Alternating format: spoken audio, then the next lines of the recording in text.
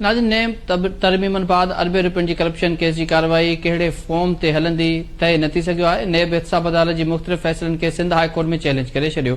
एहतसाब अदालत corruption case लाॻापियल फॉर्म्स बदिरां नेब चेयरमैन हवाले कया आहिनि। नेब प्रोसिक्यूटर जो चवणु आहे त कानून मूजिब नेब चेयरमैन खे अख़्तियारी न फॉर्म तय करे।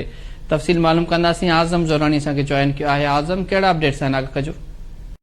जी, नेब जे तरफ़ां एहतसाब अदालतनि पारां करप्शन जे मुख़्तलिफ़ केसनि खे जेको फाइल वापसि नेब चेयरमैन खे मोकिलण जे ख़िलाफ़ अॼु सिंध हाई कोर्ट में दरख़्वास्त दाख़िल कराई वई आहे, जंहिंमें नेब जे वकील इहो मौक़िफ़ अख़्तियार कयो त करप्शन जे केसनि जी हेयरिंग जो फोरम जेको आहे उहो एहतसाब अदालतनि खे ई तय करणो आहे। इहो अख़्तियार जेको आहे नेब जे चेयरमैन जो न आहे।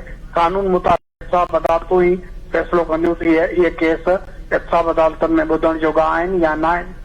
पर मुख़्तलिफ़ एहतसाब अदालतनि जेको करप्शन जा केसिस वापसि नेब चेयरमैन खे मोकिलिया आहिनि त हू प्रॉपर फोरम ते इन्हनि पर जो तइन करे। हिन जो चवणो हो त नेब जे चेयरमैन खे इहो कानूनी अख़्तियार कोन्हे, इन करे अदालतूं पाण हिन खे ॾिसनि। जॾहिं त फारूकेश नायक जो चवणो त मुख़्तलिफ़ अदालतनि मुख़्तलिफ़ फ़ैसिला ॾिना आहिनि, इन करे हर हिकु केस जी नोयत पंहिंजी आहे, उन जे मुताबिक़ जेको आहे फ़ैसिलो थियणु खपे ऐं उनजो दायरे अख़्तियार तय करणु खपे। उन मौक़े ते ॿिनि मुख़्तलिफ़ धुरनि जी महिरबानी आज़म तफ़सील ॾियण जे लाइ।